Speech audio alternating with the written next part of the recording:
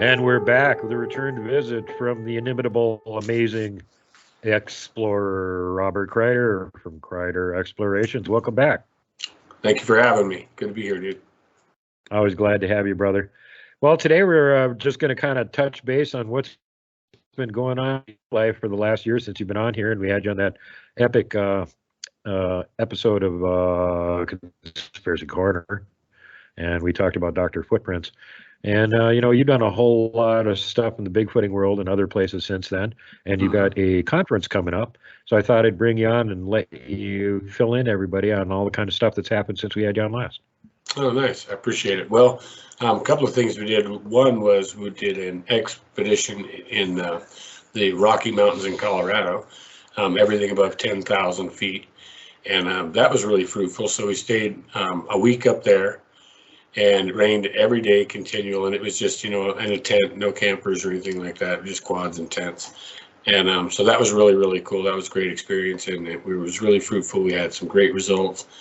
Ended up getting some eye shine off a medium-sized individual, maybe 6 foot, 6.5 foot. And then I got to see him at camp the day after that I got to film his eye shine at night, which was really, really cool. And actually, it was the next day because those guys took off. So a bunch of the party had left Shane and I up on top of the mountains, and they were going to come back after a few days. And while they were gone that morning, about 11 a.m., I guess, I was sitting there by the fire, or it was daytime, it was coals or whatever, and I was just sitting there where our chairs are, and looked across where we had cameras placed all night that get shut off at 8 a.m. in the morning because we're at camp and it's broad daylight, right? So. And naturally, I look over there and just past the cameras on the other side of the fire, away from me, maybe 150 feet, there's a subject standing there. And it was really, really fast because as soon as I looked up, he fired off, he alerted. And but the classic angled back, round top to the head, chestnut brown, a little on the orangish side. A little oranger than a deer. Deer's straight up pretty well tan. This was a little more chestnut colored, and super fast. And Shane wasn't there right then. He was back off somewhere away from camp, and he might have even been in his tent. And so I went down there and I was thinking, okay, I was telling myself skeptic, And so I thought, well, it'll be a deer or something like that. It'll be right here because if it ran off down around on the gravel road or down that rocky slope, I'd hear it, And so I thought, well, I don't hear it, so it didn't hear it leave, so it would have to still be down there somewhere. So I immediately grabbed my phone, started videoing, walked around the corner, nothing, walked everywhere, nothing. I mean, nothing anywhere. Checked the slope for any prints, deer prints going down slope. They always leave prints, nothing. Gravel road, nothing. And I thought, how in the world, there's no way that a deer bucked across this gravel road or even walked across that gravel road, and I can't find a single sign of that crossing. And which just tends to lead me to believe more what I saw was valid, because there was no mistake in what I saw. And the only thing, it was only about, from my field of vision, the ground level, what appeared to be flat. Of course, it falls off back there, but I didn't know how high it was.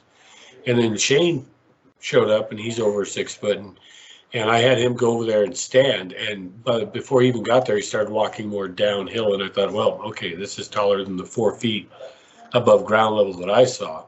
And then he got all the way down there, and he was about equal height. And he said, yeah, but I can't go sideways from here.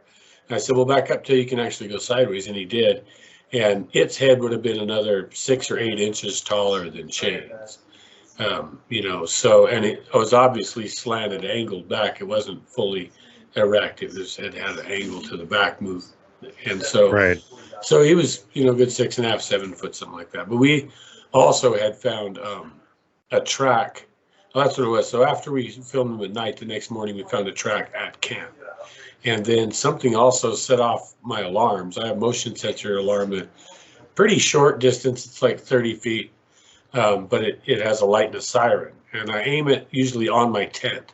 So if anything gets within 15 feet perimeter of my tent, it'll go off. And sure enough, it went off. And I didn't even wake up, which is hilarious because this thing is louder than hell, man. And it woke up everybody else in camp. And but I never even woke up. And so anyway, so I guess this thing had approached, set the alarm off and stuff, and we got him grunting and some other stuff because we had a parabolic. It was aimed the other direction, but I still picked him up. And that next morning or whatever, we walked around. I did a walk around before anybody got up and found one good print. Found a bunch of impressions, but one good print where he'd stepped on like a gopher or whatever deposition on top, that real soft, even dirt. All right. And so we got a cast off that.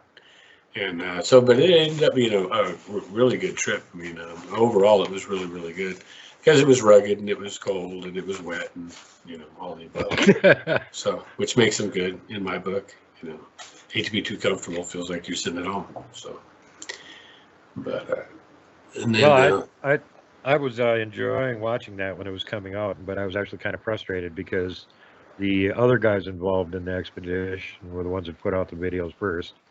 And then I had to wait until you finally put out your video and showed all the actual stuff that you guys found.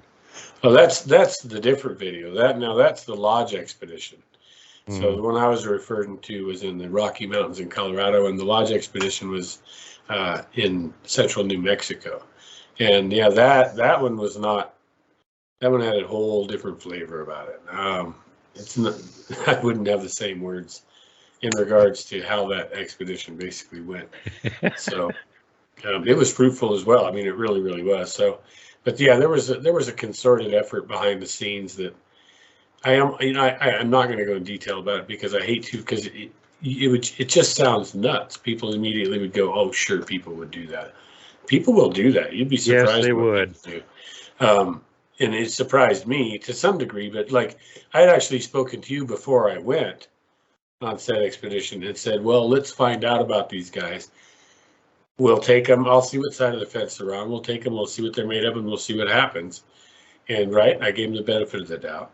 Yep. And sure enough, there you go. I mean, you know, it's just like you were saying, and what was highly potentially accurate, and based on some of the stuff that went on. You know, when you show somebody hair samples on a twisted marker and scent post that you are already aware of from reuse for years and years and years, since 2010. So we're looking 13 years now, 12 years at the time. And I show them this signpost, just being gracious, at my earlier sites before we went up on the mountain. We went through here, and I was going to show them how the tracking stuff works so we could use it on the mountain. And so there was a hair deposition there. Some of it was a few years old, some of the hair, because we saw when it was deposited, there was new hair. And they had no interest at all in collecting it. And I thought, no, that's weird, because I told them, hey, if you guys want to take a little bit of this is good right here. We know who this came from, because we found this so many times with their feet print, you know, with all this other stuff, even with being around them and getting visuals, and then this is the hair, you know. So, and they didn't want to collect any of it. And then it was interesting, because the only hair they did want to collect was when on our way out, there was a downward facing branch. And I said, I have no idea. It was charcoal color. And I said, like a gray, almost a grayish tint to it. Now, the big male is similar color to that, but I don't know what this is. there's no supportive evidence laying around it, and it's downward facing about 4 feet off the ground. So it's certainly within range to catch a horse or a cow or something else. I don't know what it is what I'm saying. So I told him, I don't know what this is. I said, here's hair on a downward snag, but I don't know what it is. I said, it could be the big male. I said, because he's similar color, but I couldn't guarantee you anything. It could be a cow. And they rushed over and wanted to collect that real fast. And I thought, now why in the world would you collect the stuff that I'm saying it's probably a cow? I don't know what this is. It could be winter. Cows will get fur on them, an inch long or whatever in the wintertime. Yeah. So, and so and on their head and stuff. So I thought, well, I thought that was weird. And then, when it comes down the tube, find out that it was actually a concerted effort to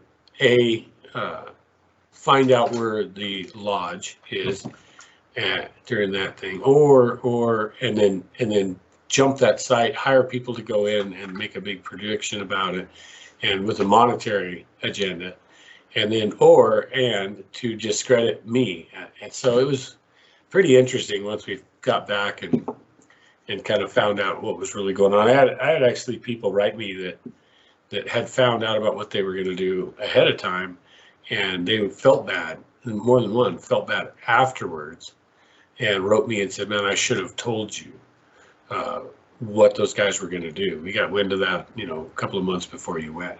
And so, but I meit was a good experience. And, there was a lot of pride. Clear conscience has I, because I told you, guy. Yeah. And that's myself as well. I can have a clear conscience because I still gave people the benefit of the doubt, even with the high likelihood of it being a scam or whatever these guys were doing.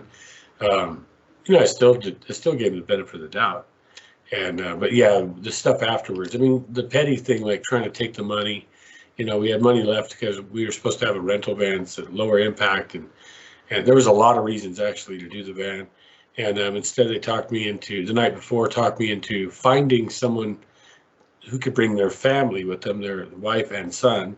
So 3 people to drive 3 vehicles instead of the van to save money. So it could be used on a future expedition and for KX future works and all this. So I thought, well, that's gracious. That's cool. And I made some calls and I agreed to pay this guy a portion of about a third of what the van would be to do this. So each of his family members could make a little money and him for doing it. Cause it was a big pain in the ass. This is up down one lane mountain roads, take 3 vehicles and you have to stage them all and bring them all up to pick up the team. And all this is actually quite difficult. And so I agreed to that. But after everything was said and done, they actually called for an evac off the mountain. They got the guy's number.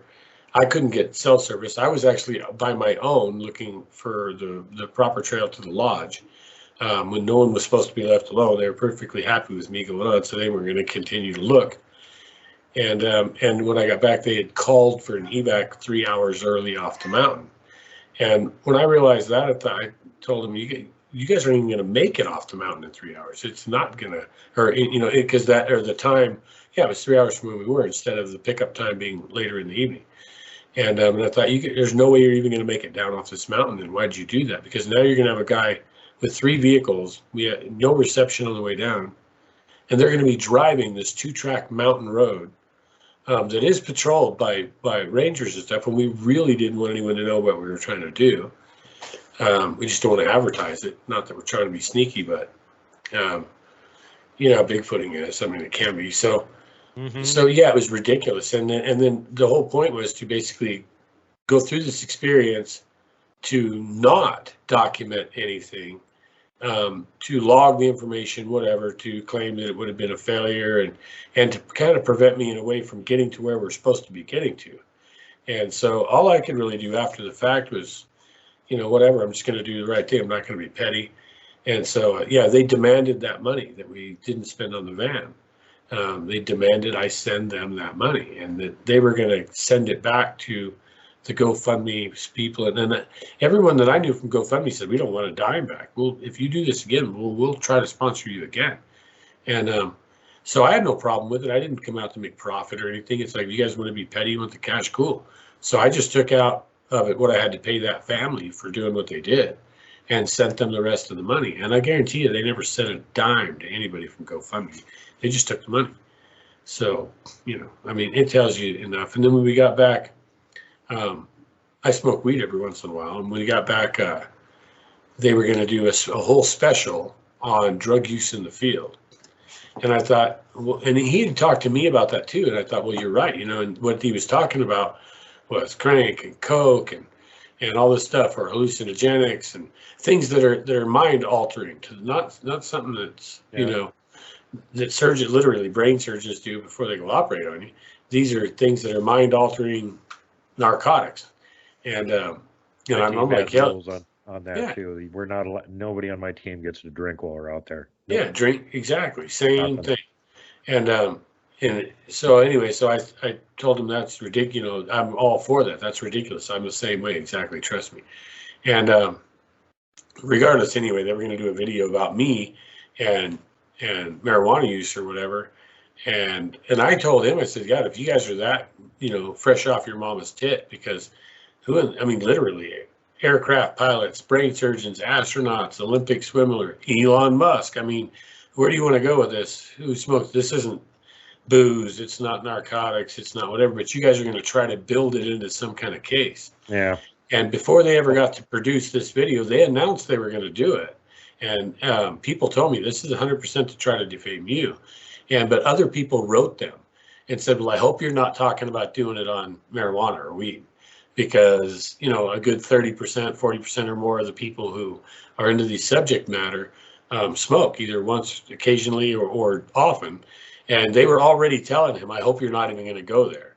And so they canceled it. They didn't do it. But they did do their video saying, we're going to. And all that was just to try to steal the site, discredit my. And then, like you said, in the end, they produced videos, and all their videos were, it was a no-go. Nothing happened. Yeah. The whole thing was a blow. And then that's what I got from watching it, though, because all their stuff came out first. You let them put all their stuff out, right? And I watched all of it, and it was all just a big gripe session. Oh my God, we got a hike so far, and I'm so sore, and I'm tired, and we're not seeing anything, and blah blah blah. And then you come out with the video showing the exact same expedition, all the same places they showed, except mysteriously on your video, there's Bigfoot structures and tracks all over the damn place. And matter of fact, it was exactly like Ron Casper said, it was exactly like I described what they were going to get to see. Mm-hmm. Some of the largest Bigfoot manipulations anywhere ever photographed were in there. They got to see that stuff, along with four or five different sets of prints, handprints, all this other. We had activity every single night. I had eye shine photographed 30 feet from my tent while I was awake. The whole thing. I watched the flash of eye shine on the camera on my phone. I'm using remote little cams we sell. And it's just out there in the dark. And I've got two little phone screens sitting in my bivvy, laying in there. And there's a flash of eye shine on one. And sure enough, he's like 30 feet from my bivvy. And then we get tracks the next morning, 30 feet from the bivvy, all around us. And the weird thing was, they were asleep during that time. And I stayed up till probably 4 a.m. That's, that's what I do for one. And then they wanted to get up at like 7 and roll out of there even before I could eat anything. And I'm like, what in the world, dudes? And I think the guys didn't have coffee, and I had coffee. I didn't have enough coffee for them to have coffee. It's just everyone was supposed to pack their own stuff, Yeah. And so I had basically one of those little travel packages per day. So, but still, there's my deal. But yeah, so it was ridiculous because I'm thinking I stayed up all night. We had action. I've got it recorded. I've got eye shine recorded. I'm listening to them walk around. I'm out videoing and doing all this other stuff while you guys are snoozing. And then you want to hop up 7 a.m. and walk out of here. And it's like, I pulled night duty all night. We were supposed to do shifts. That was the big thing. Oh, it's so dangerous. They're always going to have a guy awake, and we're going to do shifts. And whatever. So they were horizontal immediately, got in there. And they stayed horizontal. So, well, kind of horizontal, because a couple of them were on, I don't know if they ever camped before, but you don't set a tent on a hill like this. Yeah. But regardless, what they came out of there with was a story about being abducted out of the tent. No, abducted through the wall of the tent. Now, I know this didn't happen because I was awake. So, but one of the members had a dream that a Bigfoot grabbed him by the foot. Now, I have no doubt about that whatsoever. And we did have Bigfoots around camp with us. And they can certainly inspire, whether you're awake or asleep, some pretty weird mental things, which I had no doubt of what he's saying. Man, I respect it. That's a creepy thing to have happen, in a dream or otherwise. But it didn't take you out of your tent. And so the story turned into, after they got back and produced the video, that he was pulled through the wall of his tent through a portal and whatever, and then returned. And that didn't happen. I was there and I was awake. It didn't happen. We had two subjects cruising around us, and they were juvenile to adolescent age, you know, a 12-inch foot and a 16-inch foot.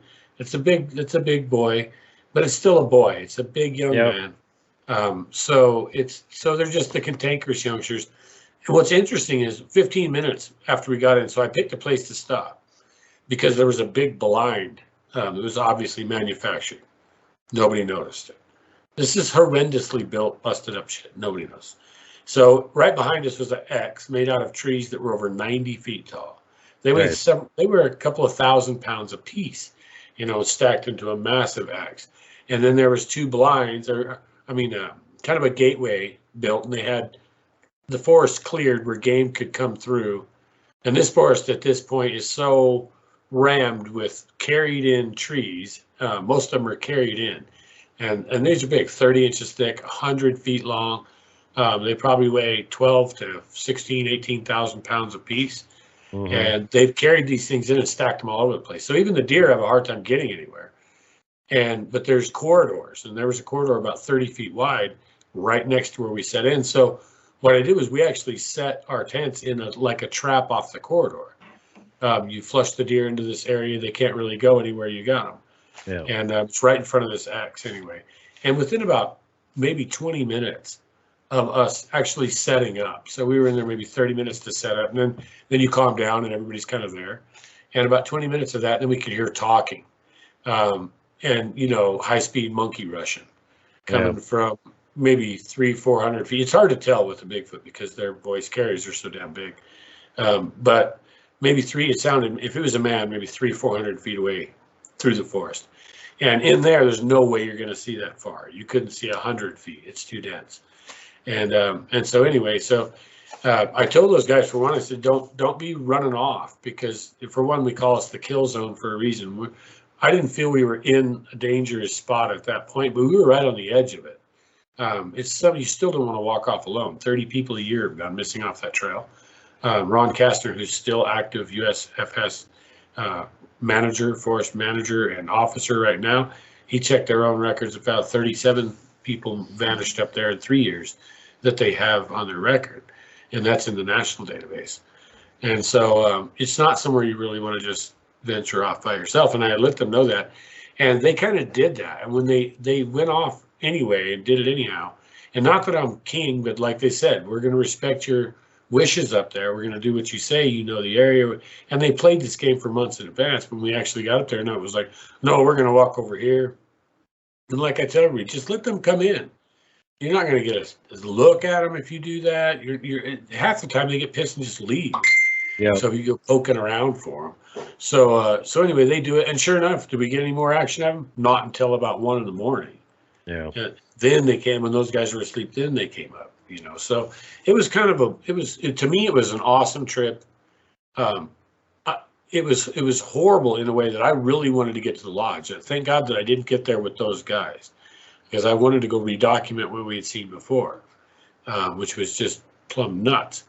And but at the same time, was able to verify and show examples of what I said that they do up there that they don't really do anywhere else that I'm aware of. You know, that it would take multiple big males in cooperation to do what they're doing.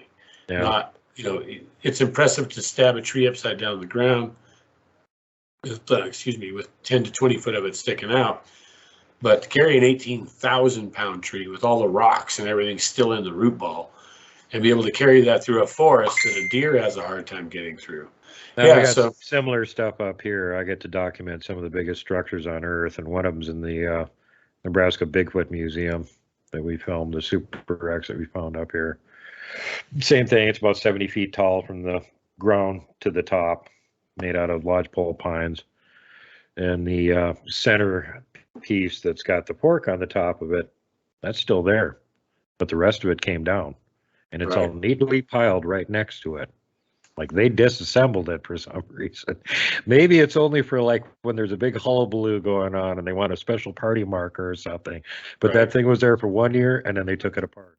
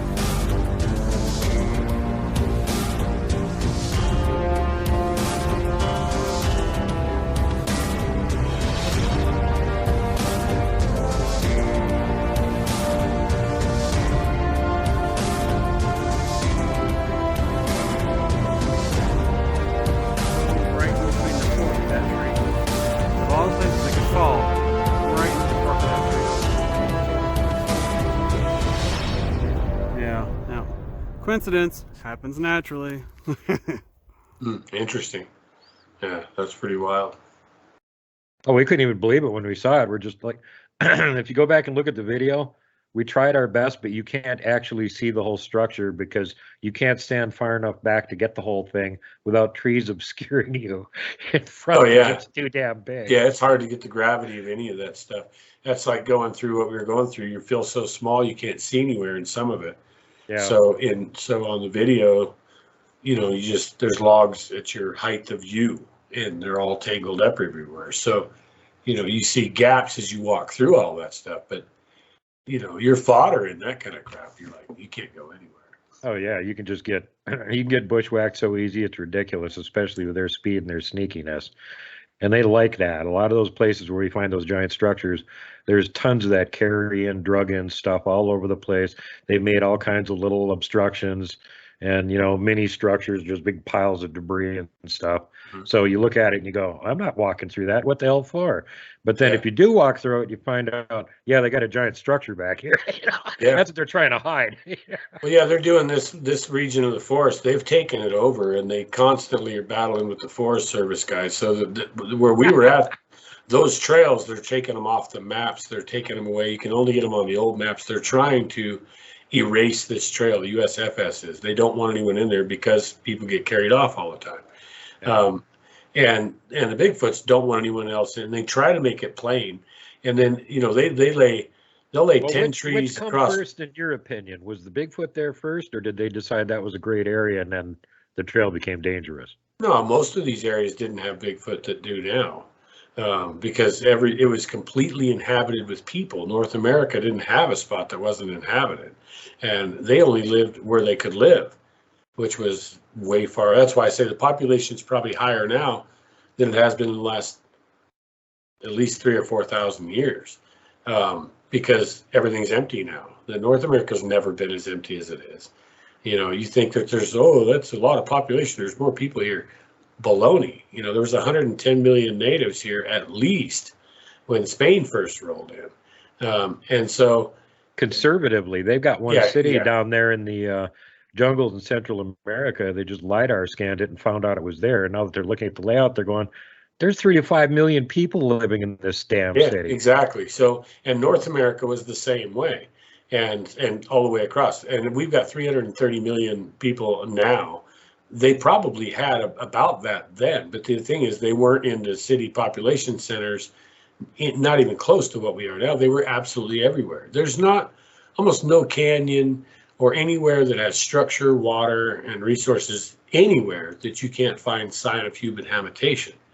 I mean, almost everywhere. So people were everywhere. So how do you be a Bigfoot and hark out a hidden place for you to relax and have a family?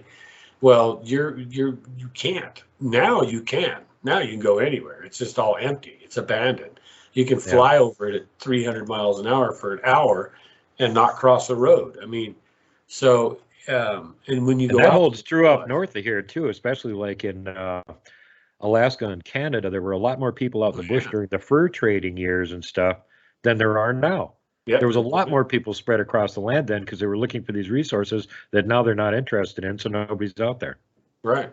Yeah, exactly. I mean, every single creek, every single canyon, everything had a village, a one-room dwelling, had whatever somewhere. But so, you know, with the way they are now, they're around people now more probably than they were as well, because people now are dumb. People they don't have a clue what's around them. I mean, even the ones that are really got their head on a swivel don't have a clue what's around them. And it's no fault of their own. You have to grow up in that. You have to literally grow up from a child up in woods and in places, and you know, and not just with your friends swinging off a tire swing. I mean, sitting out there alone for hours at a time and things like that, over and over and over, to where you know what this type of bird sounds like and what they do versus that type of bird sounds like and what they do. Once you get into it that much, you're gonna know what's out there. But if you're not that in tune with it, you know, you're not. They could be 10 feet from you. You're not going to have a clue unless you get the heebie-jeebies because it's staring at you. You're just not going to know, you know. So they're around people now, probably like they never have been. And I think that's just to take advantage of the resources, and it's actually safer in most cases. It's like private land isn't usually hunted land. Farms, orchards, and things like that, man, we have backwaters and tailwater off that nobody goes into. Farmers don't go into their tailwater ponds. No. You know, they'll have it 25 years and never go into the tailwater pond. So if you have all these reeds and tailwater ponds and you have foliage and trees and the farmer's farming, and hey, what a wonderful world. Why would I even do anything? I got everything I need right here. If I don't make a scene, he's never going to know I'm here. And it's like, you'd rather be there because there's no hunting. You know, they know when an area is hunted. They're like a lot of animals are. Deer the same way. Seasonally, they'll leave the hunting zones. They figure it out where it is, and where you're not shooting, that's where they go. So it's similar. So now I think that there's more Bigfoot out there than there has been in thousands of years, and I think that they're right up among, when they don't even really have to be, a lot of our rural farms and rural habitation and all that. So, well, observation too. I mean, you'd be surprised what animals can learn. We got a deer that's in town here, is a really huge buck, and we only see him down on this one street corner at night, about 3-4 o'clock in the morning. He comes walking along, and the guy that works at the gas station has observed this buck. It's completely deserted. You got double lanes both directions, right? Four-way stop there, stoplights.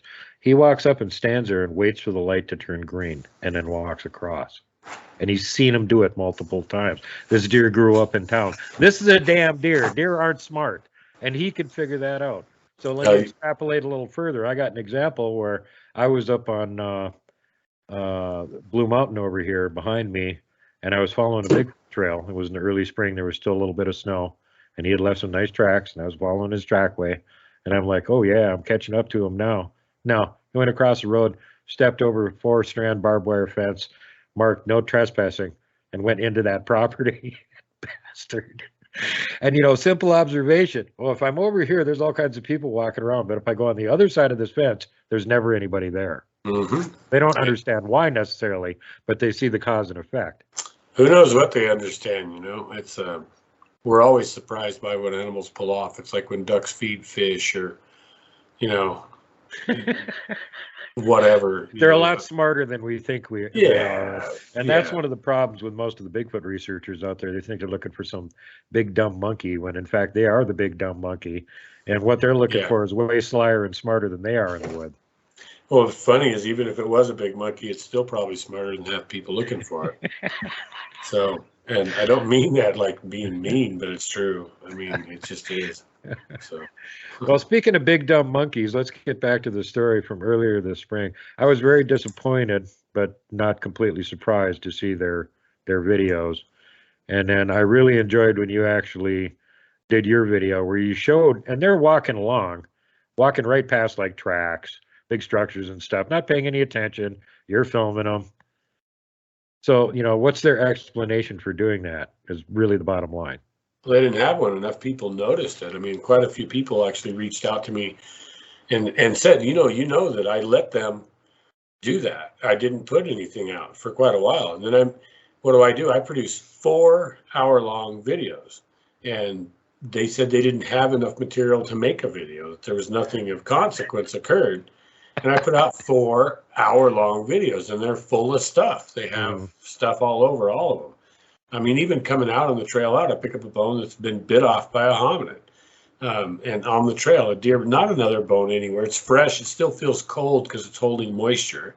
It's fresh, and you can see where the ends have been bitten off by a hominid of some type or another, not anything else. This stuff was all over up there, and where we took them. Yeah, it was mind blowing. But I did have some people reach out to me and say, yeah, man, I noticed they didn't have anything. They said there was nothing to film, and then here you are, put these videos out, and there's all this crap. What the hell's wrong with them? And it's because it's like, well, guy, you don't understand. There wasn't anything wrong with them.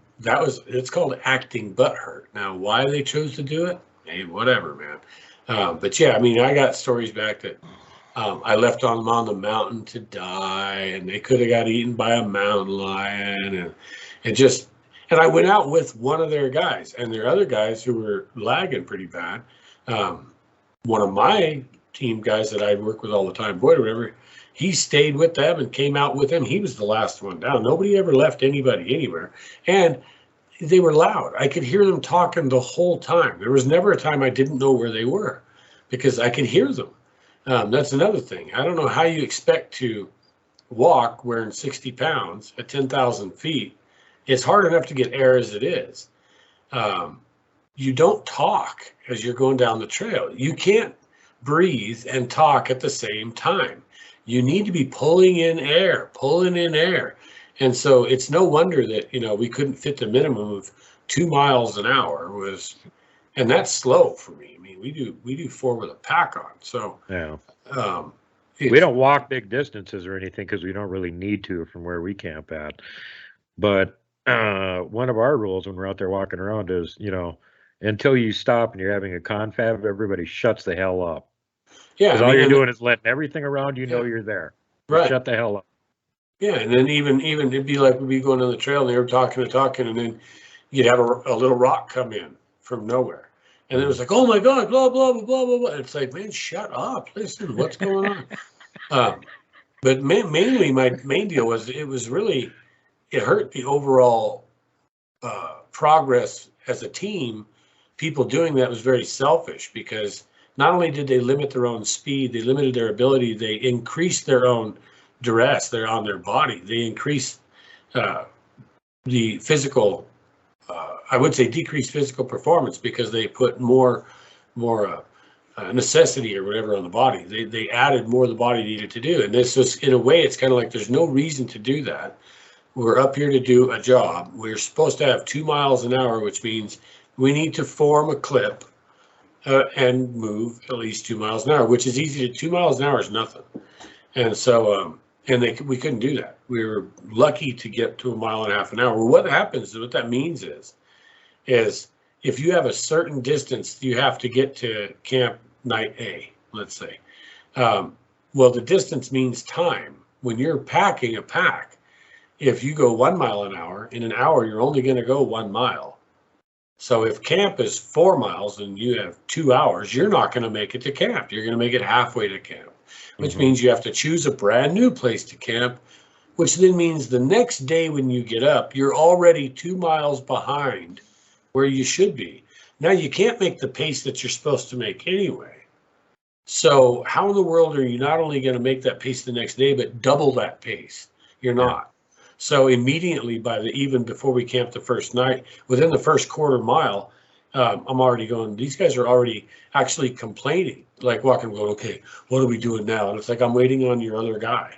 Your other guy is still back there. Do you want to walk off and leave him? Why are you coming up here with a weird attitude going, all right, what are we doing now? You know, I'm waiting for you guys. I could have left. That's kind of a rookie question, Robert. It was actually just a confrontational question. Yeah. And so it was in a demeaning fashion. It was because they're feeling their own inadequacy. But really, it's not a pride or ego thing. It's like, breathe, man. Shut up and breathe when you walk, because your muscles need oxygen. Everything needs oxygen. And you're talking, you're not breathing, and then you're putting this huge physical demand. And you came up here from 700-foot elevation, one guy. The other guy's from Florida. That's 30-foot elevation. And we're at 10,000 and up and down plus.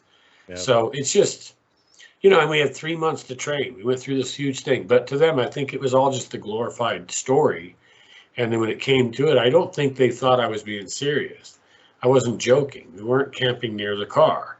I'm not kidding. This is not going to be an easy walk. When a trail's rated by the U.S. Forest Service as difficult, then it's not an intermediate or an easy, or it's a difficult trail. That means it's nothing but rocks and roots. Yeah. And you're going to carry 60 pounds through rocks and roots. You better have your head about you so you can plan all your steps. I turned an ankle. You can ask Ron, like maybe a half mile in, I turned an ankle. But again, you can't stop because we're on an expedite and we're not going to quit and evac me out of here. So you walk that bad boy off, right?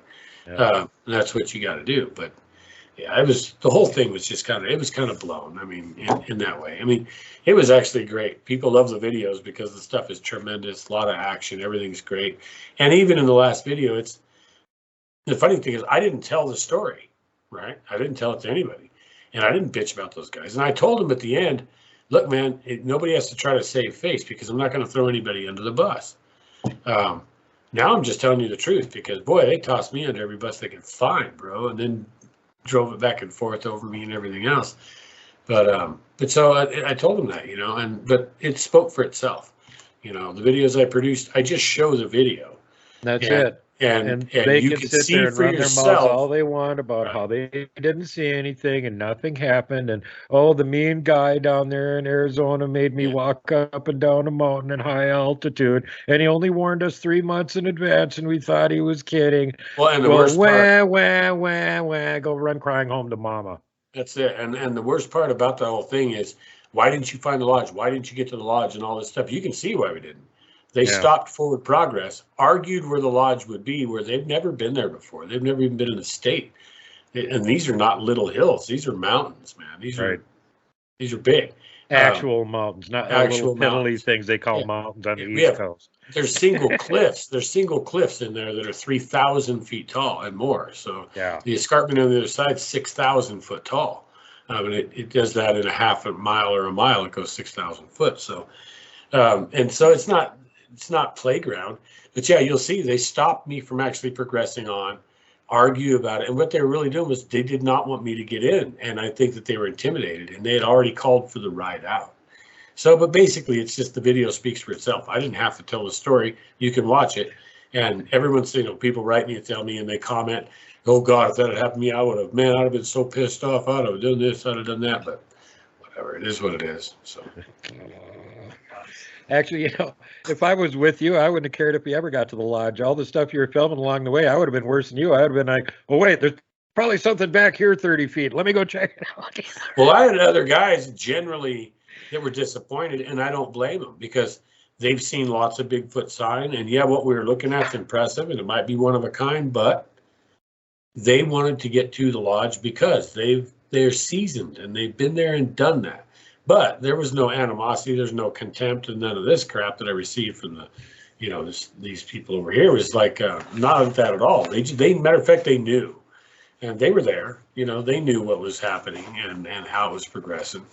I had one guy on video, and he's all digging around through this tent, all maniac, and I got him a bivvy. He says, I use a bivvy, man. They're tiny, they're claustrophobic, a little bit, whatever. They're tight, but that's all I need to do is lay down in this thing. I'm not there to camp and it's, you know what I mean? That's what we're there for. That's, I put out. Well, that's what I got too. A tiny little A-frame camo, one-man tent. You could park it underneath a pine tree. Nobody knows it's there. Yeah. And usually I like it. Yeah, my bivvy's not even knee high. Yeah. And I like that because you can't see him. It's no higher than a log. Well, he didn't like that when he saw it. I guess he thought it would be bigger or whatever. But you get these attitudes. Now, we don't get these in the field. I evict people when they get like this.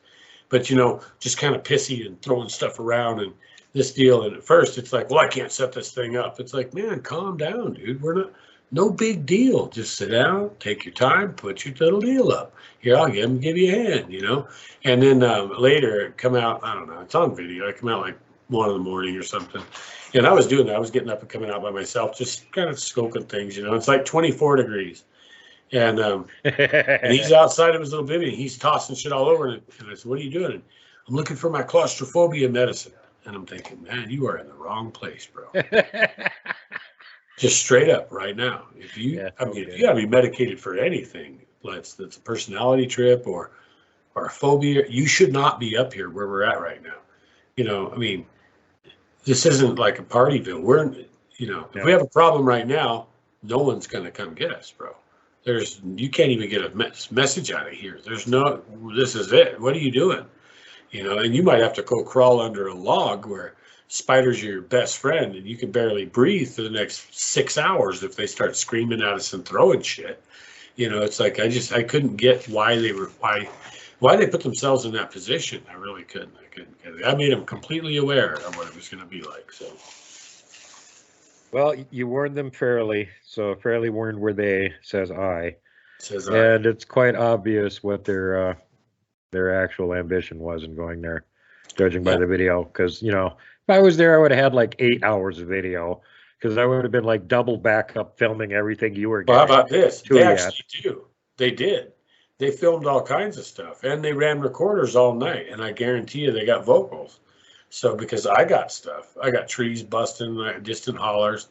There's crap in the video. You know, I show you, I don't know how many sets of eye shine that I actually show you, and some of them I'm filming live with my camera. There's eye shine. Oh, there's a Bigfoot right there. They did film all that stuff. They didn't show anybody because it was supposed to be a failure. It was supposed to be, this guy doesn't know his ass from a hole in the ground. He's just some druggie out there, blah, blah, blah. I ain't a druggie at all. But that was the story they were about to perpetuate. So in order to perpetuate that, they had to have a nothing, almost die in the process. This guy's an idiot, and the site doesn't exist. And so that's what the story, but how are you going to perpetuate that when the site does exist? And we'll obviously know what we're doing.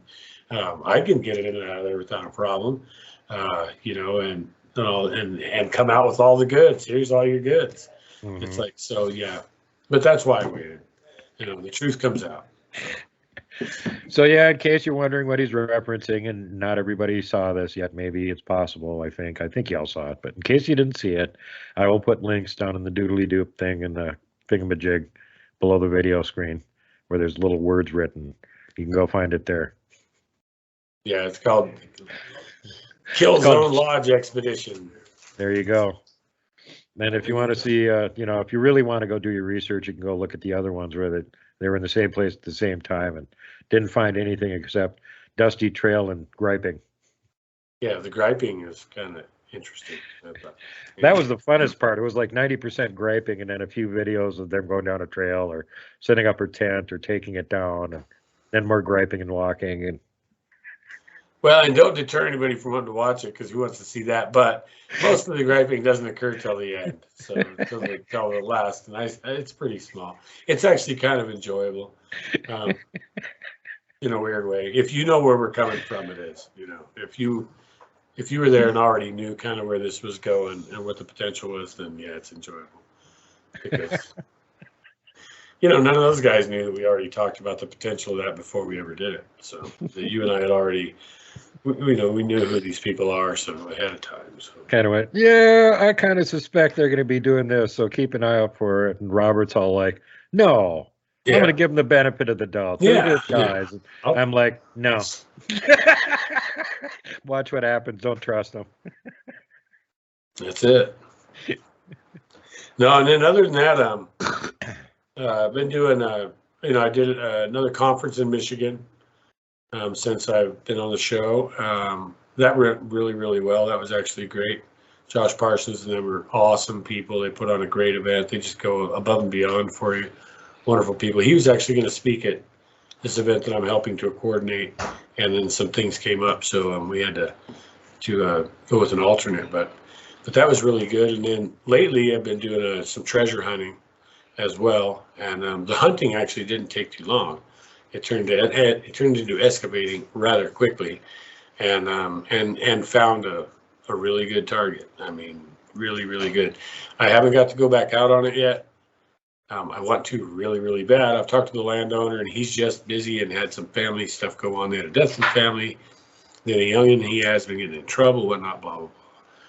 But so I haven't been able to go back out and dig. But yeah, it's one of the best I've ever seen. And I've got 30 years experience on real treasure sites, over 200 different sites and areas, and real stuff being recovered, and stuff you don't see on TV. And this is still, I think, one of the best I've ever seen, all in all. Considering the landowner, he's a wonderful guy. I've known him for a long time, and then the situation of the cache itself. So at least this portion of the cache itself, and it's pretty considerable. So the map marks it to be 77 mule loads, or horse or burro loads of gold. So That's a and lot. you're talking about 80 pounds per mule load.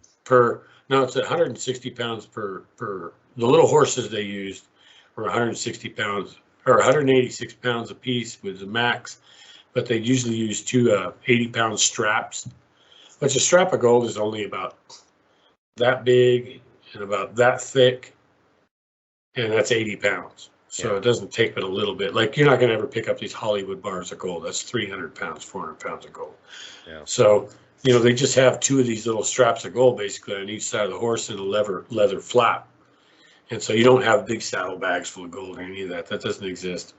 And so, but they would have, that's how it would be. So the cache itself wouldn't be very big.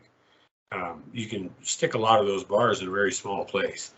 And so, and I don't know if they're all where under this rock where they hit them, but we definitely broke the code and deciphered the maps. And I've got some videos. Guys have to check them out on the Kryder Exploration YouTube channel. It's under KX Kryder Exploration, or YouTube at Kryder Exploration. But you have to check it out because I show you actually the maps and how we break the map down and how the code works, and then go to the spot where the code says to go. And sure enough, there is what is described in the code, and then there's a massive target underneath this big. It looks like a sandstone outcrop. It should be attached to bedrock, but it's artificial. They moved the entire little outcrop into position over the top of a mason sealed vault, so to speak. So, and what we do is go under, excavate that out, and then look at the door plate or the cover plate and bang on that. It's all hollow, and the detector's screaming, going crazy. And that's where I stopped. I haven't got to go any further than that. And I recommend that you guys go watch that video. I saw that as much as he's done with it so far and as far as he's got with it. And it was really fun. So go watch it. Super cool video. Another good one over on Kryder Exploration channel. And again, I'll put the link in the doodly doo thingamajig down below. Yeah, and so that all brings us up into present time, I guess. Been a little bit happened in between them, but we don't have all night. And into this conference we're putting on now in Oklahoma. And it's called the Kiamichi Mountains Bigfoot Conference. And the way this thing started was Tanya Kordak, who runs the Bigfoot Museum of Oklahoma, contacted me, and she wanted me to go up there and speak. And I'm not really one, I don't like being all the center of everything and everything being focused around me quite so much anyway. But I just told her, why don't you just do the conference? She said, oh, I wouldn't know first thing about how to do it. And, I've done a lot of racing events. I worked in the movie industry as a department head and coordinator. So I'm used to coordinating big operations, and we do that with all of our excavations and digs and the project manager and all that. So, so a conference, I didn't think it should be that big of a deal as long as she would handle her end up there. I got to say, hats off to her. She's done above and beyond, man, because I'm basically coordinating an event without being there, and which is really difficult. So she's on the ground doing the real work as far as I'm concerned. She says I'm doing the real work, whatever. And I'm basically handling all the decision and choreography and promotional materials and and things like that. And so, and also helping, get the talent. And so what I did was I put out word, some of the greatest guys in the world, hats off to every one of them, because they all responded with grace in wanting to help the museum out. I mean, Tallahassee is one of the poorest areas of Oklahoma, and it's also one of the hottest for Bigfoot. That's Honobia.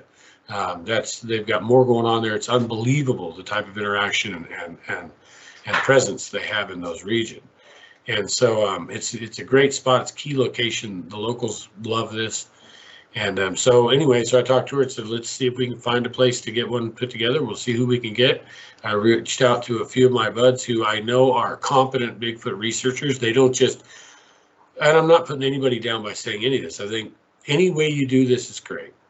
But that's not what we wanted. We wanted to share information based on research and repetitive results and things like that. And people who know how to document what they're finding and know how to put that together and present that to you.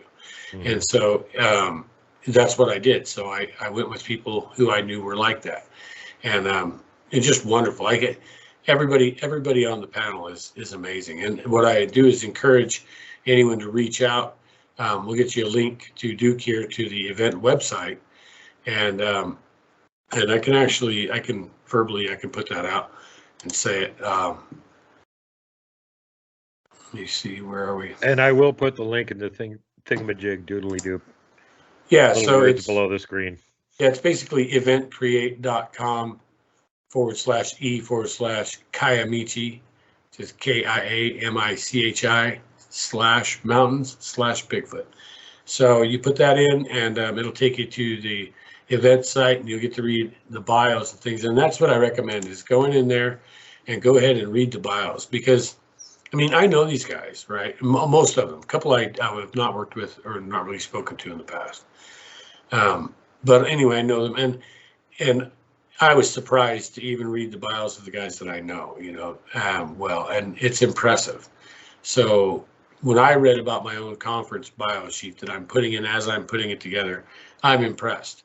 I'm like, man, this is good shit. This is good. Like, this is good. Great lineup. Yeah. Not one of these guys needs to be in here. Not one of them needs to even really be doing Bigfoot or speaking, or they all have a life outside this stuff. So they're not up here to glorify themselves. They're here because they're real, and they're going to give you the grit and the reality to what's going on. So, and it's just tremendously diverse. I can't even go into all the detail, but it's amazing. And it's going to be a really neat conference. We're going to have a Bigfoot calling contest, and we've had some really neat prizes contributed as well. We have a lot of authors that are going and put up their book collections, things like this. And we're also having a book signing and a donation ceremony for the museum Friday evening at 7 to 10. It's going to be a 3-hour short deal. It's not by invitation. Anybody's welcome to go, but it's informal. And we're going to give some donations to the museum. I'm going to, Kryder Exploration myself is going to be donating some physical material for the museum itself, and then as well saying some words. And then we're going to have authors there that can also speak, and they're going to be selling and signing their books. And it's a chance for you to go up there in a more intimate kind of a setting, and to kind of be around these people and things. And we also encourage donations to the museum. And if anybody wants to say a few words in tribute with their donation, that'd be great. We're going to give that time. So, right on. Yeah. We just sort of did the same thing over in Nebraska. The sweet little old lady Harriet that owns the Nebraska Bigfoot Museum, the Crossroads of America Bigfoot Museum, the other name for it, listed in the Library of Congress. Well, between the pandemic and last year, she didn't do so good.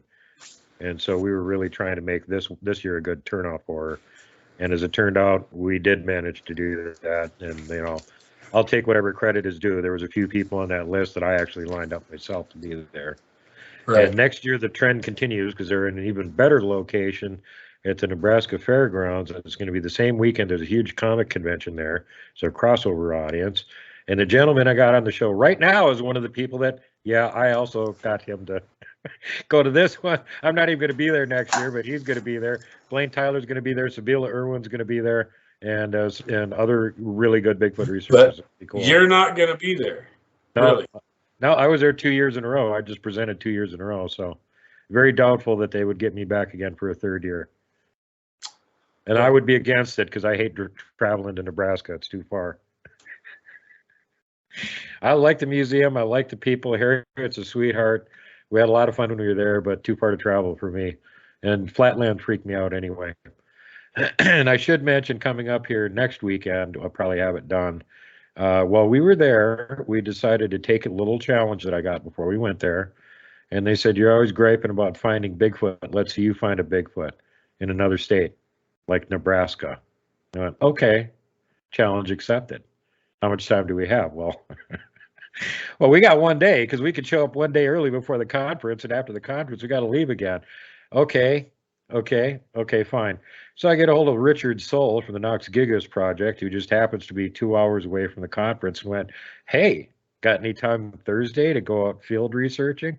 So he took some time off work. He can only get half a day. So between the 2 hour drive time there and the 2 hour drive time back, we had actually 3 hours on the ground to do better than finding Bigfoot and actually find a Bigfoot. And so when you guys see this show, you might want to keep in mind now, the title of it is Inevitably Finding Bigfoot. Because yes, we did in 3 hours in Nebraska, in a suburb. You know what you can do with it, finding Bigfoot. I love it. I love it. And hopefully we'll get you on episode number 2. We're lining one up for this summer here in Montana, where it's like shooting fish in a barrel because it's in my hot spot. I'll be the guy on the ground, and we'll get people from all over the country that don't live in this kind of terrain to show up. And that's part of the challenge. We want the researchers from completely different area, different kind of terrain, animals, the whole thing. So they are out of their comfort zone, and they have to use what they've been able to figure out in their own area on this one. And the show we just did, we had Blaine Tyler from Northeast Ontario, Canada. That's way up by the Canadian Shield. So it's completely different than Nebraska. Me and Ashton are from Montana, completely different than Nebraska. And our other team member was Christy from the swamps in Louisiana, completely different than Nebraska. Didn't make any difference. We still did it. Sure. Yeah, I found that it's from like when we went from the New Mexico high plains and the Rocky Mountains, which are all their own. Even we went all the way to Michigan and the UP, which is completely different than both. Everything was basically the same. Yeah. It's the plants and trees are not the same, so you can't really quite use them exactly the same.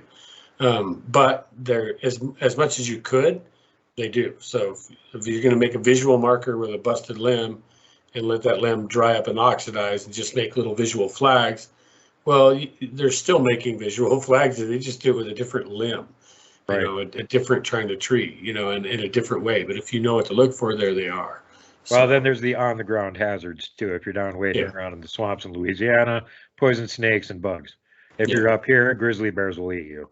So there's different things to worry about in different areas.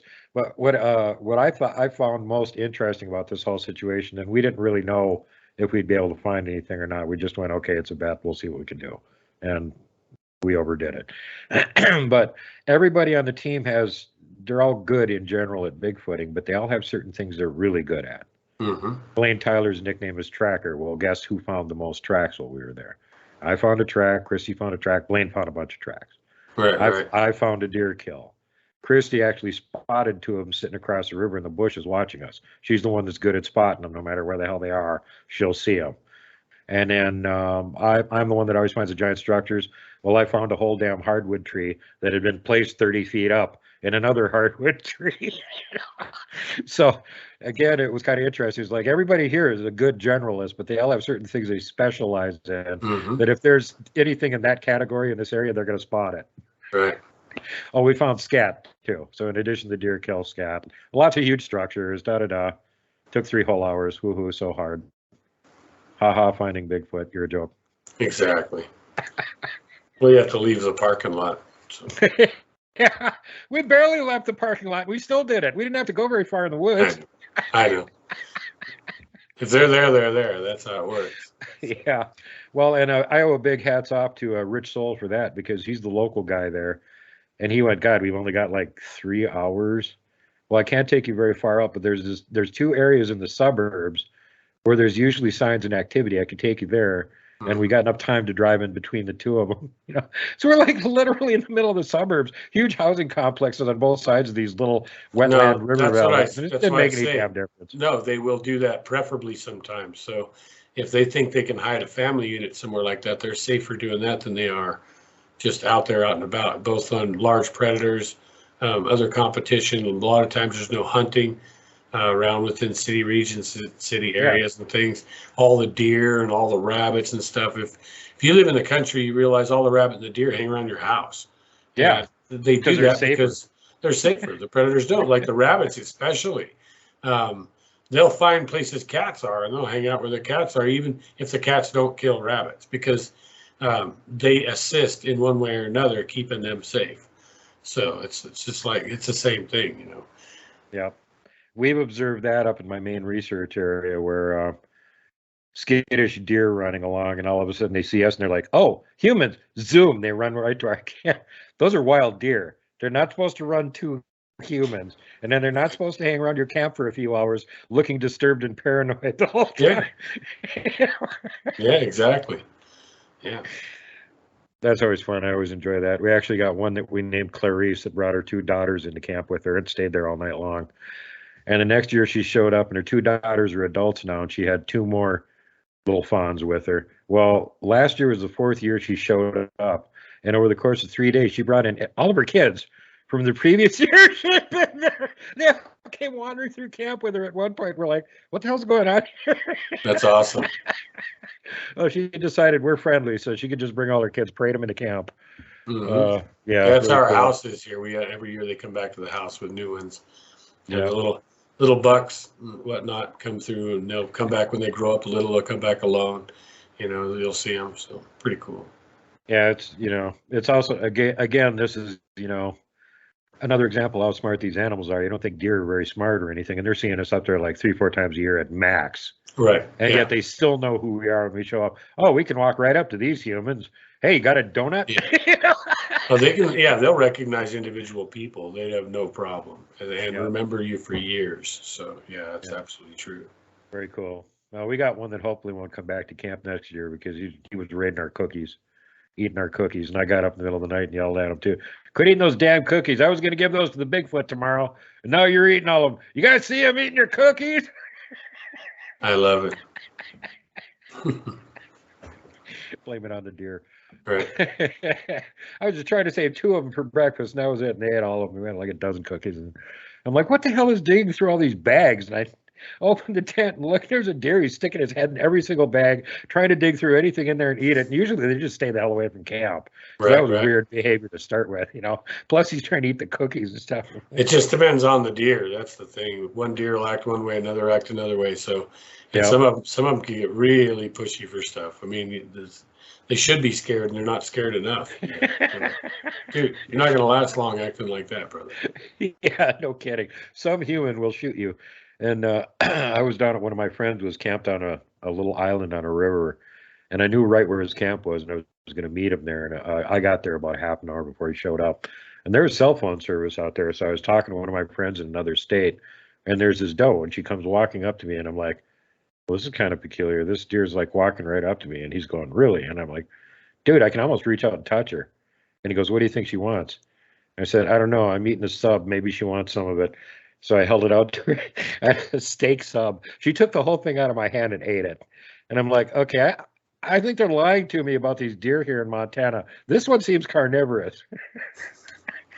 Oh no, they'll munch on stuff like that. They'll eat bones and things like that when they need calcium. They'll eat off carcasses when they need salt. So yeah, you bet. I found out after my buddy that was camped there got back what was going on is that this island was big enough. There's 3 different campsites on it, and he had been down there for a couple of weeks already. And the doe and one of her fawns were living on the island. And the reason they didn't leave is because there was a mountain lion right across the little river spot on the hillside that was keeping an eye on her and trying to nab that fawn when she got off the island. He wouldn't go onto the island where the humans were. So he was waiting for her to come off the island of the fawn, and she wasn't falling for that. So she was mooching off all the humans so she could keep feeding her fawn until he got big enough to run really fast. And then apparently they got out of there. Mm-hmm. And keeping her near the humans is the way to keep it safe. So, yeah. Yeah, apparently it worked. And they thought it was pretty funny because they could hear the mountain lion up there bitching pretty much every night. Snarling and yelling and come up here, damn it. Quit hiding on the island of those humans. You can't do that forever. And the deer's like, the hell I can't do it forever. Right. I love it. It's good shit. All right. Well, anything else you wanted to mention about your super awesome upcoming conference and exactly what day and place it's at? Just that I feel it's probably going to be the most comprehensive conference held to date. Just because that's the people and the caliber of individuals we have that'll be presenting. And I think people are going to see some new information, things they've never heard or seen before, presented in the conference spectrum, which I think is going to be incredibly cool. So very nice. Awesome. I wish I could get down there for it, but make sure that you just record and live stream all of it so we can all see it afterwards. Yeah, I got a lot to choreograph. Hopefully I can get to everything and get that done. But it should be wonderful. Anybody wants to show up there, we've got stuff all over Facebook going out in all the groups and things like that. Duke will have the information. Follow up with me anywhere that I'm at. You're welcome to reach out to me. And there's going to be lodging up there. There's camping. It's a wonderful area. There's national forest. They've got streams and everything up there. So campgrounds and the whole 9 yards. So people, it's a wonderful place to go and just spend time. Get up there, do a little bit of Bigfooting and near Honobia, one of the world famous Bigfoot locations. And make sure to stop and see us and try to spend that as much time as possible with us. Don't want to miss anything. It's going to be good. Right on. And as of the time you're watching this show, it's next weekend. So make your plans, get your tickets, and haul ass on over there. Yep, May 20th and 21st. And we're doing the book signing on Friday, which is May 19th. So you guys, if you want to show up for the Friday evening, that's great. But if not, make sure to catch the 20th and 21st. It's at the Choctaw Community Center in Tallahena, Oklahoma. It'll be doors open at 8:30 a.m. for the public. And we're probably going to roll till, 9, 10 o'clock like that. So. Right on. Sounds very awesome. Thanks for coming on the show again, brother. And we want to have you on again soon. Do a show about either just treasure hunting or out-of-place artifacts, which are both subjects you're really, really good at that we haven't covered on the show yet. Mm-hmm. So we need to have you back again sometime this summer at least. Well, thank you for having me. It's a pleasure. It's a privilege. I really appreciate it, Duke. And I know you wanted to help me get word out about this conference, and you always go above and beyond. You're one of the most gracious people I know, and I really appreciate it. This is one show that I don't pass up on doing. I love doing your show, love working with you. So. Well, thanks so much, Robert. I really appreciate it. And, as far as I'm concerned, you're one of the best Bigfoot researchers on the continent, in addition to all the other stuff you do. And by the way, he makes really great electronic stuff. You want like one of the big electronic ears that's better than a horn or something that you can hear Bigfoot with? He makes them. Yeah, above and beyond. Yeah, we make one called the KXPD3, and you can actually Google KXPD3 and my name, and they'll pop right up. And they raise audio sampling to a whole new level. Yep, I've heard nothing but people drooling over how spectacular the equipment he makes is. And this isn't because I'm here and I'm kissing up because he's on my show or anything. I just hear things all the time. I have lots of spies, and they all go, well, everything Kryder makes is the best on the market. So there you go. There you go. Thanks. All right, buddy. We'll talk again soon. Everybody have a great time, and follow all the usual rules in addition to don't feed donuts to Nessie.